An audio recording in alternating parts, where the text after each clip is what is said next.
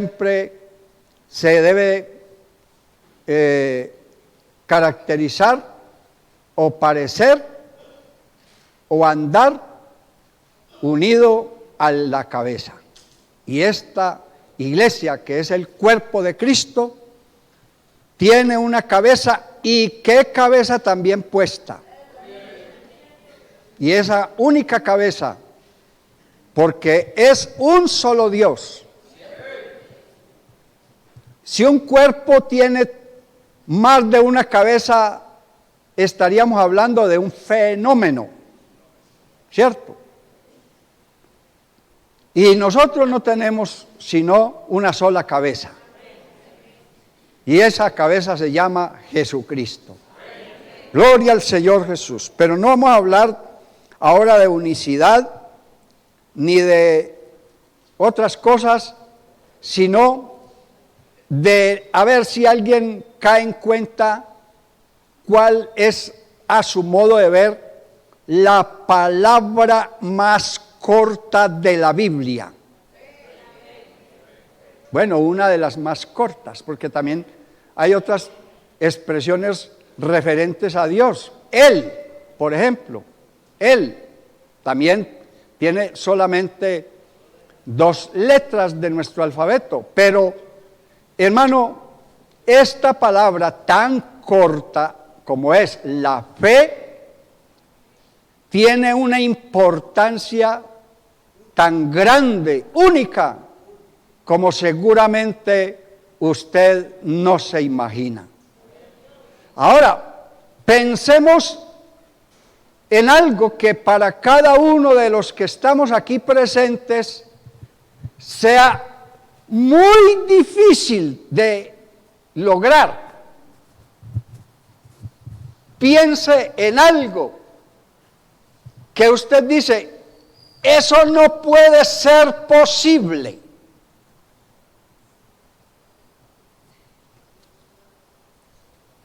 Y seguramente que si a cada uno le pasamos un papelito y un lápiz para que escriba esa palabra o esa idea que usted considera que es muy difícil de alcanzar, muy difícil de lograr, seguramente que haríamos una lista bastante larga y hasta sería difícil de leerlas todas. Pero, hermano, a mí me dice la Biblia que al que cree, cuando alguien afirma en esos refranes, esos dichos populares, que en la vida todo tiene solución, menos la muerte. Hermano, el Señor me dice que hasta la muerte tiene solución. ¿Y cuál es la solución para la muerte? La resurrección. ¿Y quién es el que resucita? Primera de Corintios 15 dice, hablando del orden de la resurrección, primero Cristo y luego de una coma afirma, las primicias. O sea que Cristo es las primicias de la resurrección. Y luego dice, los que son de Cristo en su venida. Bueno, si hay resurrección, entonces todo tiene solución, aún la misma muerte. Pero ahí está la clave, para que todos, sin excepción, podamos obtener la inmortalidad, necesariamente debemos creer. Amén. Ahora, hermano, hablando de cosas que aparentemente son imposibles, difíciles de lograr o de alcanzar o de realizar, yo tengo acá algunos ejemplos Por ejemplo, es muy difícil que sople el viento y las aguas del mar se dividan para que un pueblo pase por el medio de las aguas divididas. Hermano, a eso se le conoce como la alteración de la naturaleza, porque es muy normal que el mar conserve su expansión, porque Dios le ha dado unas leyes a la mar que no pueden ser abrogadas. Amén. Algo también que yo encuentro muy difícil, que el sol y la tierra se detengan. ¿Y por espacio de cuánto? De casi un día. Si le habláramos de esto a los astrónomos, ellos dirían, eso es imposible, porque hay unas leyes universales que se llaman la rotación de la Tierra, el movimiento de traslación del Sol alrededor de la Tierra, y eso no se puede quebrantar. Pero hermano, la Biblia afirma que el sol se paró. ¿Y por qué se paró el sol? Porque Dios le ordenó, sol, párate. Amén. Detente. ¿Y por qué el tiempo es tan corto en la actualidad? Porque Dios está acelerando el desenlace de las cosas. ¿Y cuál es la causa de que el tiempo se esté acelerando? Los tiempos son cortos a causa de los escogidos. Porque si los tiempos no fuesen acortados, nadie sería salvo. Algo también que parece imposible que suceda es que una mujer, sin haber conocido varón, sin haber tenido intimidad sexual, de repente haya quedado embarazada. Si le contamos esto a un ginecólogo, nos va a decir, usted está loco, eso es imposible. Y nos empieza a hablar de la genética y nos empieza a hablar de los cromosomas X, Y, etcétera, etcétera. Y nos empezará a argumentar.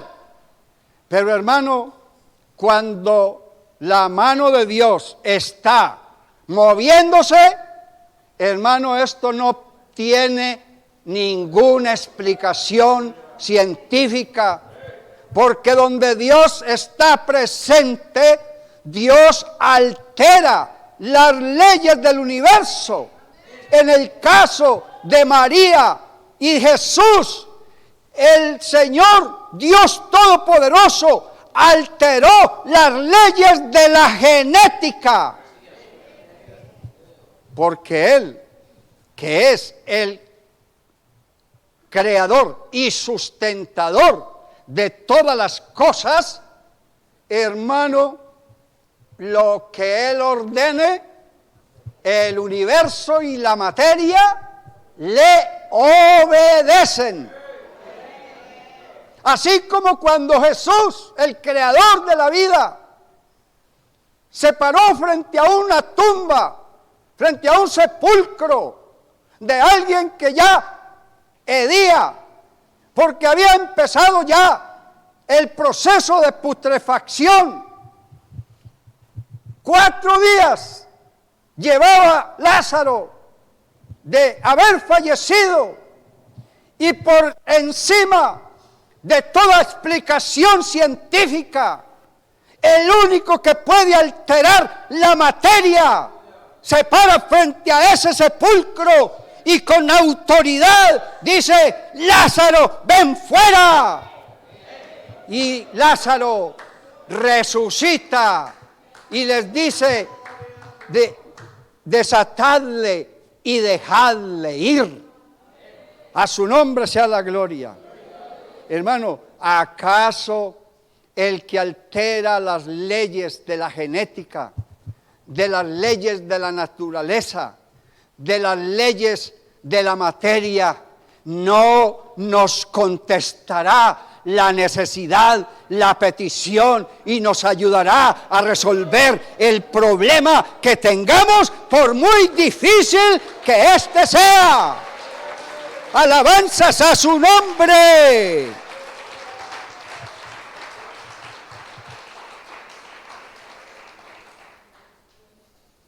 Yo les voy a hablar, hermanos, de 5 pilares, y pueden haber más seguramente, o fundamentos de la fe. El primer pilar o fundamento de la fe está basado en que Dios, el Señor, es el Todopoderoso. Y aquí entro a hacer un pequeño paréntesis para aquellos a quienes les han enseñado que existen más de un Dios. Hablando de Jesús, la Biblia en Apocalipsis dice: el que es, presente; el que era, pasado; y el que ha de venir, futuro. Y tiene una cualidad que no la tiene sino Él, el Todopoderoso. ¿Cómo puede haber más de uno? Si hubiese más de uno, entonces Él no sería el Todopoderoso, porque necesitaría también la ayuda de uno mayor o de un hermano menor. Pero la Biblia dice que Jesús es el Todopoderoso y que no hay nadie más que Él, porque Él es el alfa y la omega, principio y fin de todas las cosas. Alabanzas a su nombre. Segundo fundamento de la fe: Dios es el creador y sustentador de todas las cosas. Todas las cosas por Él fueron hechas, y sin Él nada de lo que ha sido hecho fue hecho. En Él, no en ellos, singular, en Él estaba la vida, y la vida era la luz de los hombres. Entonces, el segundo pilar de nuestra fe está basada en que Dios es el único creador y sustentador de todo. Tercer pilar de la fe: Dios ha intervenido en todos los tiempos de la historia,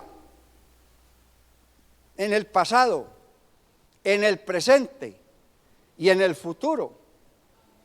En Hebreos dice que Jesucristo es el mismo ayer, pasado, el mismo hoy, presente, y el mismo por los siglos, futuro, pasado y presente.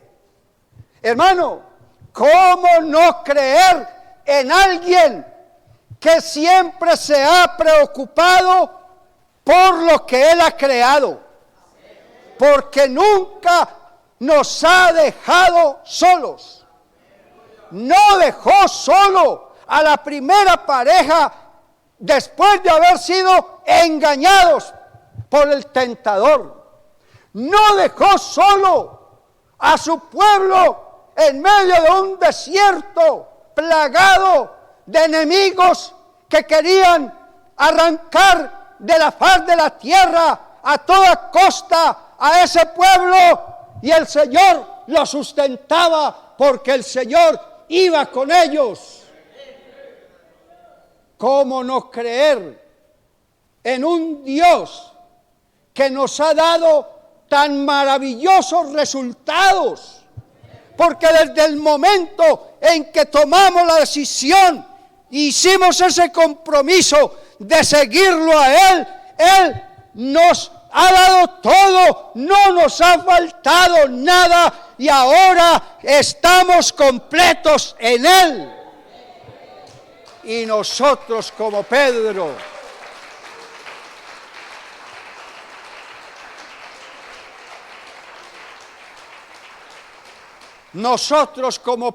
podemos afirmar: Señor, ¿a quién iremos si solamente tú tienes palabras de vida eterna? Bendito sea su santo nombre, aleluya. Cuarto pilar de la fe: Dios es fiel, justo y misericordioso. Nadie más que Él está precedido de estos atributos. Fiel, porque nunca decepciona, nunca engaña, siempre cumple lo que promete, o para bien o para mal. Justo, porque no hay justo sino uno solo, y ese se llama Dios. Y Él es misericordioso, porque su misericordia comprende desde la eternidad hasta la eternidad. Porque su misericordia comprende desde lo alto del cielo hasta lo profundo de la tierra. Porque su misericordia alcanza no solamente a justos, sino también a injustos. Porque Él hace llover sobre buenos y sobre malos. Porque Él hace salir el sol sobre justos y sobre impíos. Porque Él en el mar incluso hasta consiente a la gente. En el mar hay olas para los buenos y para los malos. Hay olas para todos. Porque su misericordia es tal que desde que usted nació hasta que va a morir, usted tiene respiración gratuita. Porque usted tiene, o Él tiene para usted a disposición todo lo que Él ha creado para que usted lo disfrute si quiere. Bendito sea el nombre admirable de Jesús. Quinto pilar de la fe, y es que Dios nos ama infinitamente. Con amor eterno te he amado, por tanto te prolongué mi misericordia. Hermano, el amor de Dios es incondicional. No es como el nuestro. Mi esposa me ama, pero porque yo la amo. Ustedes me aman porque yo los amo. El ser humano tiene la tendencia a ser correspondido. Pero en cuanto a Dios se refiere, hermano, a cambio de rechazo, de incredulidad, a cambio de que muchos se han burlado contra Él, el amor de Dios permanece inalterable, porque todavía nos sigue amando y nos amará hasta la muerte. A su nombre sea la gloria. Aleluya.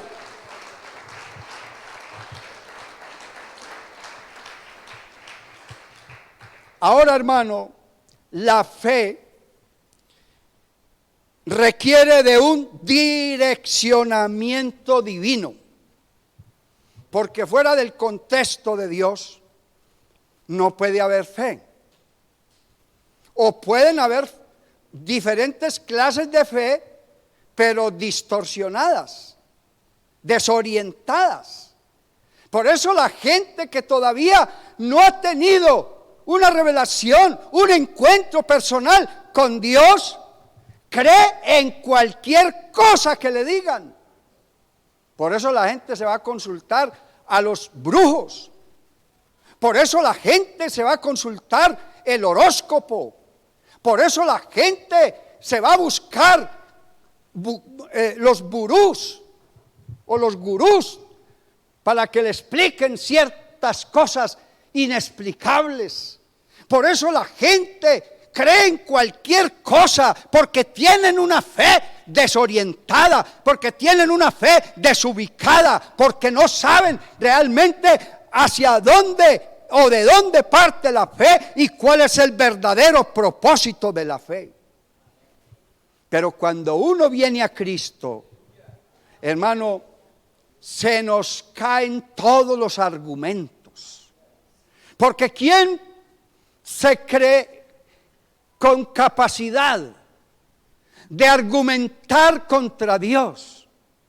Todos los argumentos que la ciencia o la mal llamada ciencia, todos los argumentos que muchos sabios de este mundo han esgrimido contra Dios, la misma historia, la misma ciencia, con sus descubrimientos, con lo que Dios va revelando, porque la revelación de Dios es progresiva, de tal manera que hoy, siglo XXI, se sabe más y Dios ha revelado mucho más de lo que se sabía en los siglos anteriores. Y la ciencia, con el paso del tiempo y con sus hallazgos, en vez de tener argumentos sólidos y fuertes contra Dios, todo lo contrario, confirman que lo que Dios habló y dijo a través de la palabra es verdad, es una realidad. A su nombre sea la gloria. En cuanto al direccionamiento de la fe, que debe tener un origen divino, para que sea una fe bien direccionada, una fe sólida, debe cumplir con un proceso, porque en la vida todo se realiza como resultado de unos procesos. La primera parte de ese proceso del direccionamiento de la fe es la iniciación, el origen de la fe. Amén. Y la palabra del Señor en Romanos capítulo 10, versículo 17 dice: porque la fe viene por él y el oír por la palabra de Dios. Hermano, no se puede tener fe salvadora. No se puede de ninguna manera argumentar otra cosa o interpretar algo distinto en relación del origen y el propósito de la fe fuera del contexto bíblico. Yo diría, hermano, que la Biblia es la proteína del alma. Amén. Cuando yo leo la Biblia, hermano, yo sé que es el único libro cuyo autor está presente, porque Él es la fuente de todo conocimiento, porque Él es la fuente de la vida. Él le dijo a sus discípulos: las palabras que yo os he hablado son espíritu y son vida. Una persona que no tiene deseos de vivir, una persona que tiene su autoestima bajo, una persona desalentada, desorientada, desilusionada, lee la Biblia y Dios, que está ahí presente, hablando y supliendo su necesidad, hermano, la situación de la persona cambia, porque cambia. Alabanzas a su nombre.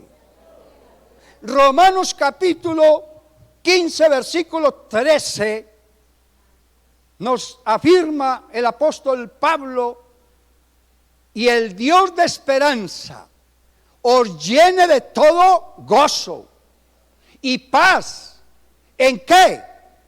En el creer, para que abundéis en esperanza por el poder del Espíritu Santo. El más interesado en que el hombre crea se llama Dios. Aleluya. Entonces, como punto de partida, todo aquel que aspire a creer o a usar esa llave maestra que lo puede llevar a recibir las promesas de Dios, presentes y futuras, y que le puede dar esa esperanza de tener algún día vida eterna, hermano, tiene que usar la fe. Porque sin fe es imposible agradar a Dios, porque es necesario que el que se acerca a Dios crea que le hay y que Él es galardonador de los que le buscan. A su nombre sea la gloria. Luego de el punto inicial en el direccionamiento de la fe, viene lo que se conoce con el nombre de justificación. Ahora, la fe nos lleva a recibir la justificación de Dios. Vamos a Romanos en el capítulo 10, versículo 6 en adelante. Romanos capítulo dice: pero la justicia que es por la fe, dice así: no digas en tu corazón, ¿quién subirá al cielo? Y hay una nota aclaratoria. Los paréntesis sirven para eso, para hacer unas notas adicionales. Es como un apéndice, una nota aclaratoria de lo que anteriormente se afirma. Y entre paréntesis dice: esto es para traer abajo a Cristo. No digas en tu corazón, ¿quién subirá al cielo? Y cuando dice, esto es para traer abajo a Cristo, es para que no le quitemos mérito a la obra de Cristo. Verso 7. ¿O quién descenderá? ¿A dónde? Al abismo. Y vuelve una nota aclaratoria ahí del apóstol. Esto es para hacer subir a Cristo de entre los muertos. Gloria al Señor. Dando a entender con esto que ya lo que había que hacer para justificar al hombre ya era un hecho cumplido. A su nombre sea la gloria. Verso 8. Mas, ¿qué dice? Cerca de ti está la palabra, en tu boca y en tu corazón. Esta es la palabra ¿de qué? De fe que predicamos. ¿Y en qué se resume esa palabra de fe? Que si confesares con tu boca que Jesús es el Señor y creyeres, oiga, aquí aparece nuevamente la fe, y creyeres en tu corazón que Dios le levantó de los muertos, serás salvo. ¿Y cuál es la razón?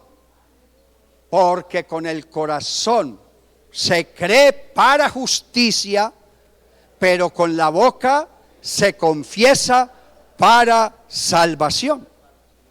O sea que allí hay una interacción donde intervienen dos agentes. Un agente externo, un agente divino, un agente que es el autor y consumador de la fe. Y de otro lado, el hombre que está perdido, está desorientado, está necesitado, no tiene esperanza, está sin Dios, está sin salvación. Y el hombre también debe interactuar. Y en esa interacción el hombre tiene que creer con el corazón para justicia, pero también tiene que hacer una confesión de su boca, a través de ella decir que Jesucristo es el Señor para la gloria de Dios el Padre. A su nombre sea la gloria. Bendito sea el nombre admirable de Cristo Jesús. Hermano, luego viene la conservación de la fe. Hermano, hay cosas que si se pierden difícilmente o quizá nunca se pueden volver a recuperar. Y una de ellas es la fe. Y la Biblia me dice a mí que la fe fue dada una sola vez a los santos. Y por esa única y sola ocasión en que hemos recibido la fe, según en la apreciación del apóstol Judas, nosotros debemos combatir ardientemente. ¿Qué quiere decir combatir ardientemente? No ponernos a pelear con los incrédulos. Combatir ardientemente, hermano, es cuando yo, por encima de las circunstancias, por encima de las pérdidas, por encima de la enfermedad, por encima de los problemas, por encima de los imponderables, yo sigo creyendo en Él. Eso quiere decir combatir ardientemente por la fe, que por nada en el mundo yo la pueda perder. Aleluya, gloria al Señor Jesús. Hermano, así visto de esa manera,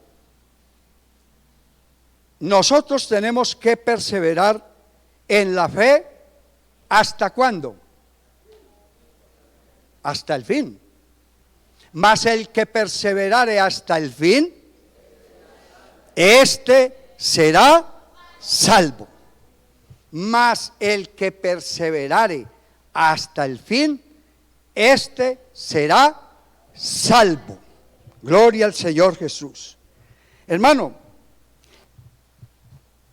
la fe, como todo ser vivo, debe primero crecer.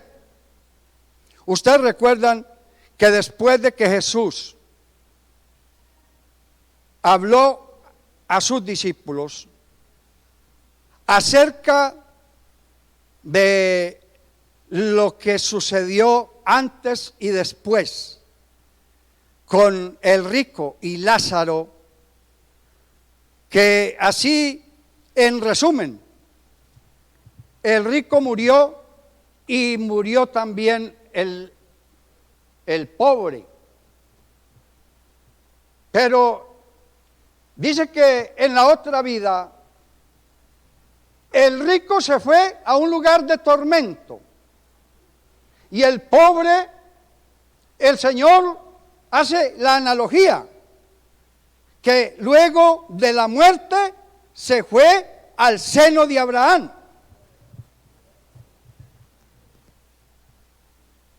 Y mientras Lázaro, el pobre, se gozaba y se deleitaba en la misma presencia de Dios,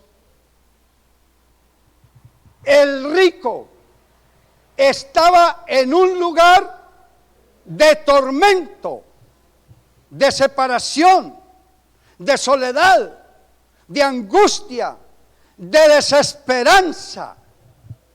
Y entonces cuando por fin entra en razón, pero ya era demasiado tarde, le pidió a Abraham que le dijera al pobre que viniera y mojara con un poquito de agua su lengua, porque él estaba allí atormentado por esa llama, por ese fuego incandescente. Los gusanos que nunca mueren ya se lo estaban carcomiendo allá en medio de la condenación, y donde la llama nunca se apaga, porque eso es la condenación. Es como sentirse uno en una llama que nunca se apaga, en un fuego ardiente, incómodo, infernal y rodeado de gusanos que nunca se mueren y que están coman y coman y coman y fastidien día y fastidien de noche y no dejan dormir, no dejan tranquilidad ninguna. Y entonces este hombre rico, después de que le hace la propuesta a Abraham, Abraham le dice: no se puede porque hay una cima, ya hay una barrera, porque cada cual después de muerto ya recibirá cada uno lo que hubiese hecho mientras estaba vivo. Mientras tú disfrutabas de tus deleites, y este hombre se sentaba al pie de la puerta de tu casa a ver si le daban alguna migaja, y aún venían los perros y le lamían las llagas, ahora este se goza aquí.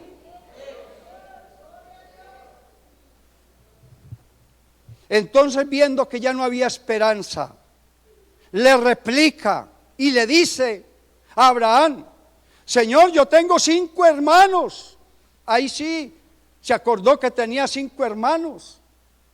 Y le dice: ve, ¿y por qué ya no envías a Lázaro para que les predique, para que no vengan ellos a experimentar esta llama? Y Abraham le dice: a Moisés y a los profetas tienen, que los oigan. Y dice, no, si alguno se levantare de entre los muertos, a él sí lo van a oír, en él sí van a creer. Y Abraham le dice la triste realidad de esta pobre humanidad. Mira, hay tanta incredulidad en el hombre que ni saliendo, ni levantándose alguno de entre los muertos, le van a creer. Hermano, y él estaba hablando de Cristo mismo. Porque díganme, hermano, la verdad. Sabiendo que Cristo resucitó de entre los muertos y que Él, por la palabra, demostró que tiene poder para dar vida. Porque nadie puede tapar el sol con un dedo y seguir argumentando. Cuando Jesús le demostró a los judíos, cuando resucitó a Lázaro, le demostró a los judíos cuando resucitó al hijo de la viuda de Naín, cuando hizo muchos milagros, y aún si esto no fuese suficiente, demostró que Él tenía poder para entregar su vida, ser sepultado y resucitar de entre los muertos al tercer día. Y ni siquiera la gente le cree, porque no es de todos la fe. Porque si por la resurrección de un muerto la gente creyera, hermano, yo creo que toda la humanidad sería cristiana.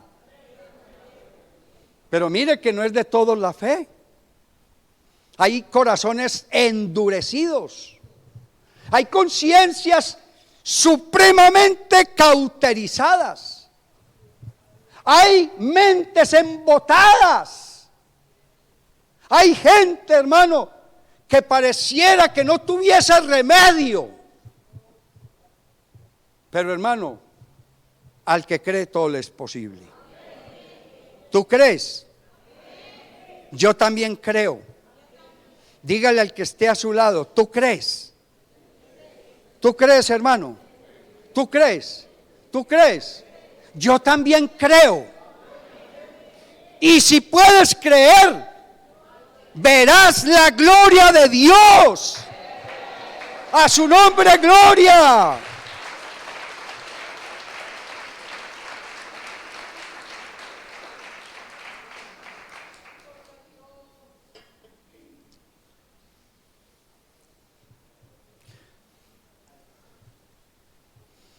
Hermano, ¿cómo puedo yo conservar la fe y no la puedo perder jamás?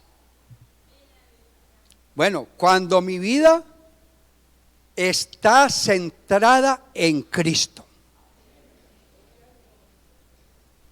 Porque si mi vida está centrada en Cristo, y Cristo para mí es prioridad, hermano, yo lo busco a Él en toda circunstancia. No como la gente, que por ahí de oídas solamente se acercan de alguna manera tradicionalmente 2 veces al año. Semana Santa y Navidad. Y bueno, de ñapita, el miércoles pasado, con su tal famosa cuaresma. Y no más. Pero hermano, cuando uno tiene fe direccionada por Dios, que es la que hace visible lo invisible, que es la que comunica la tierra con el cielo, y la que abre la puerta a las promesas de Dios, hermano, la vida de ese creyente siempre va a girar alrededor de Cristo. Para mí Cristo es mi papá. Para mí Cristo es mi consejero. Para mí Cristo es mi esperanza. Para mí Cristo es mi protector. Si yo tengo a Cristo, no me va a faltar nada. ¿Y cómo yo voy a alejarme de alguien que me lo ha dado todo? Sería digno de lástima. Alabanzas a su nombre. Yo conservo la fe al tener la certeza que Él existe. Cuando tenemos la certeza de su carácter y cuando vivimos para complacer su voluntad. Aunque esto implique sacrificio. Porque hay cosas, apegos, entretenimientos, juicio de valores, que son un impedimento, hermano. Porque hay gente que dice, ¿y cómo yo amar a alguien que me ha hecho mal? ¿Cómo puedo yo hacer bien al que me ha hecho lo malo? ¿Cómo no poderme yo quizás desprender de aquellas cosas que yo he amado y siempre he hecho en la vida? Y el Señor le dice, el que no toma su cruz y me sigue, no es digno de mí. Porque hay que pagar el precio. Hermano, por muchas cosas, por muchos apegos, por muchos paradigmas, por muchos elementos de juicio que usted se haga para pagar como precio el seguirlo a Él, si usted hace la comparación con todo lo que Él entregó e hizo por usted, hermano, usted siempre se quedará corto. Porque no hay nadie que pueda dar más si lo que está dando es su propia vida. Y Él lo dio todo. Y le dice, inclusive, vengan a mí todos los que estén cargados y trabajados, que yo los haré descansar. Porque mi yugo es fácil y ligera mi carga, y ustedes van a alcanzar el descanso para sus almas. Mire, hasta por economía, ¿cuánto dinero ha gastado usted en pastas tranquilizantes? ¿Cuánto dinero ha pagado usted por medicamentos que lo que hacen es causarle adicción? ¿Cuántas fortunas ha disipado usted tratando de vivir unos momentos, porque son solo momentos de deleite, a través de los cuales usted trata inútilmente de olvidar sus penas, su tristeza, su amargura y su frustración y ese gran vacío de su alma? Pero todo ha sido vano. Pero cuando usted entienda por fin de que la panacea o la solución para todos los males que afectan su alma se llama Jesucristo, usted va a experimentar algo totalmente diferente, algo sobrenatural, algo que va a marcar por el resto del tiempo mientras usted viva. A su nombre sea la gloria. Tenemos fe y conservamos nuestra fe cuando confiamos en Él, en su poder, en su amor, cuando creemos y aceptamos sus enseñanzas. Hermano, reprenda al diablo cuando usted esté escuchando una enseñanza, por fuerte que ésta parezca, y usted diga, no, eso sí es, yo sí realmente no creo en eso, o yo no estoy dispuesto a hacer eso. Hermano, reprenda al diablo. Sea Dios veraz y todo pensamiento de Satanás es mentira. Porque Satanás no quiere que usted crea. Satanás es el especialista en crear duda. A la primera pareja les creó duda. Y algún falso maestro decía que Adán y Eva eran ciegos. Y que por eso seguían las órdenes de Dios. Y que por eso cuando Satanás los tentó y les dijo que el día que ustedes coman de lo que su Dios les ha prohibido, sus ojos serán abiertos. Mentiroso. No era de esos ojos que Dios estaba hablando. Era del conocimiento del bien y el mal. Porque cuando uno conoce y tiene conciencia de los resultados, de las consecuencias del bien y de las consecuencias del mal, hermano, eso lleva a la persona a una aflicción. Una aflicción que si la persona se desorienta, se desubica, eso lo puede llevar a la locura, o en el peor de los casos lo puede llevar hasta la misma muerte. La gran mayoría, por no decir todos, los que se han suicidado es porque le perdieron totalmente el deseo de vivir. ¿Y a consecuencia de qué? De una mente loca, de una mente desorientada, de una mente confundida.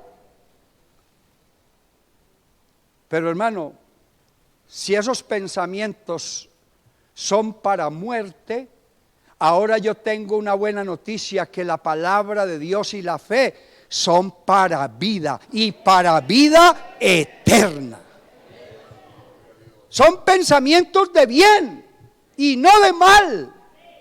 Alabanzas a su nombre. Aleluya. Tenemos fe cuando creemos que aunque no entendamos muchas cosas, las aceptamos. Porque ¿quiénes somos nosotros para ser más sabios que Dios? Todos tenemos algunas cosas que nunca hemos encontrado una explicación, el porqué de las cosas. Yo le recomiendo un librito que dice, cuando lo que Dios hace no tiene sentido. Y ese librito le va a dar a usted luces para que usted entienda por qué Dios permite que le sucedan a usted o a otros cosas que son inexplicables y que no podemos entender. La palabra del Señor sí me dice que las cosas secretas pertenecen a Dios, mas las reveladas son para nosotros y para nuestros hijos, para que las pongamos por obra. Bendito sea el nombre admirable de Cristo Jesús. Vamos a dos textos que nos pueden dilucidar algo acerca de esto. El primero está en Santiago capítulo 1, versos 6 y 7. Aleluya. Santiago 1, 6 dice, pero pida con fe, no dudando nada, porque el que duda es semejante a la onda del mar, que es arrastrada por el viento y echada de una parte a otra. Verso 7. No piense pues quien tal haga que recibirá cosa alguna del Señor. Y luego en el capítulo 2 del mismo Santiago, versículos 14 y 15, dice: hermanos míos, ¿de qué aprovechará si alguno dice que tiene fe y no tiene obras? ¿Podrá la fe salvarle? Y si un hermano o una hermana están desnudos y tienen necesidad del mantenimiento de cada día, y alguno de vosotros le dice: id en paz, calentaos y saciaos, pero no les dais las cosas que son necesarias para el cuerpo, ¿de qué aprovechará? Así también la fe, si no tiene obras, es muerta en sí misma. Hermano, la fe tiene que ser seguida de una acción correspondiente. ¿Sí? La Biblia también me dice que hay justos que hacen obras como si fueran de impíos. Y es cuando ese justo tiene una duda, una laguna o muchas lagunas. Claro que hay creyentes que se están ahogando en el mar, pero de las dudas, porque no mejoran su conducta, no se perfeccionan, están estancados en su crecimiento espiritual. Y yo creo que si ese es su caso en este día, valga la oportunidad para que usted se afirme, que usted su corazón se ponga en dirección correcta delante de la presencia de Dios, que usted se alinee con ese grupo de hombres y mujeres que aparecen en Hebreos capítulo 11 como los héroes de la fe. Y así usted seguramente que va a crecer y va a desarrollar una vida de fe hasta llegar a la perfección o a la plenitud. Bendito sea el nombre admirable de Cristo Jesús. Y finalmente, el último momento del direccionamiento divino de la fe es la finalización. La fe nos lleva a una meta, a la obtención de un propósito. Ella, la fe, nos abre la puerta para recibir las promesas presentes y también para descubrir cuáles son las promesas futuras de Dios. Alabanzas a su nombre. Hermano, el apóstol Pablo participa para decirnos: he peleado la buena batalla, he acabado la carrera, he guardado la fe. Por lo demás, me está guardada la corona de justicia, la cual me dará el Señor, juez justo, en el día de su venida. A su nombre sea la gloria. Y hay otro texto que nos debe retumbar en nuestra mente y en la conciencia en este día, que dice: sé fiel hasta la muerte y yo te daré la corona de la vida que Dios ha preparado para los que le aman. A su nombre sea la gloria.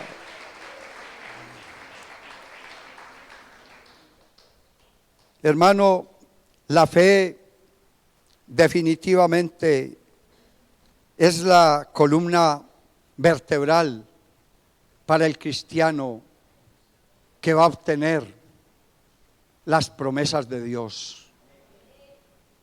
Porque sin fe no podemos ir más hacia adelante.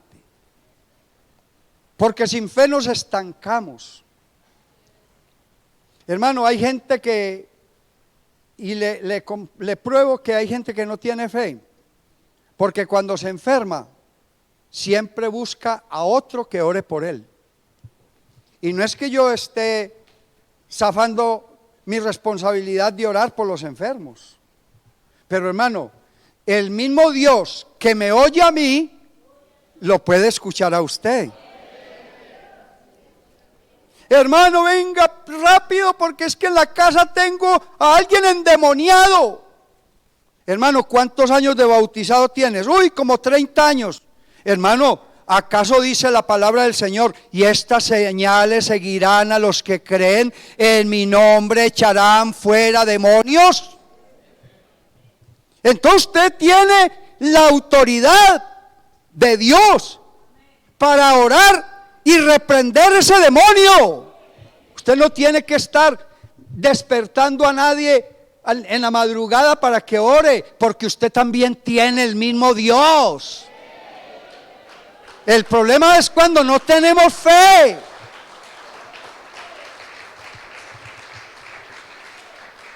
Yo diría finalmente con esto, vea, Pedro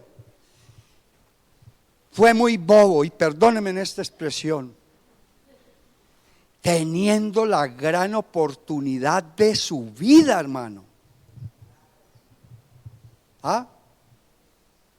Cuando Jesús anduvo sobre el mar,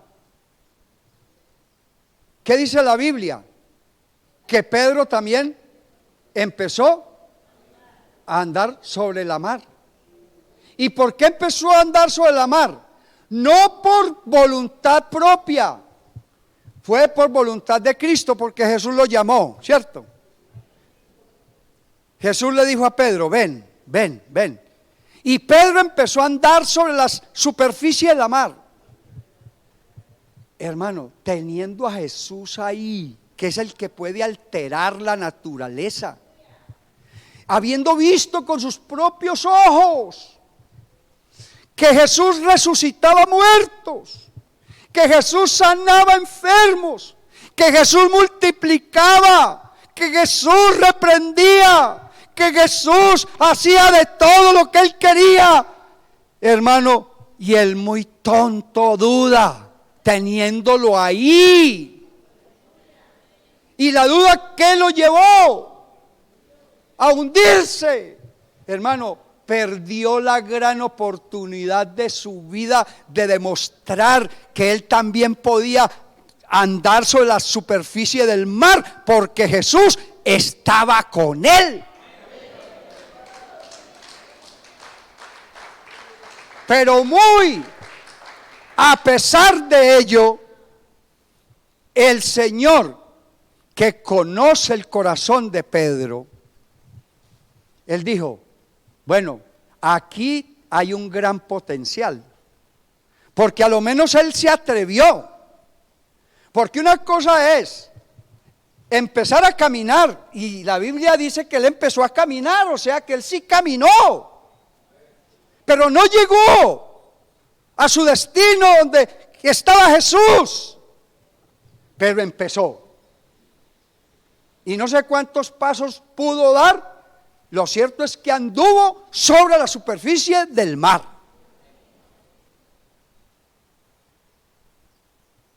Pero Jesús, viendo que había en él un gran potencial, primero le dice, y yo también te digo que tú eres Pedro, y sobre esta roca edificaré mi iglesia. Y le da la autoridad. Y le dice, todo lo que atares en la tierra será atado en el cielo. Y todo lo que desatares en la tierra será desatado también en el cielo.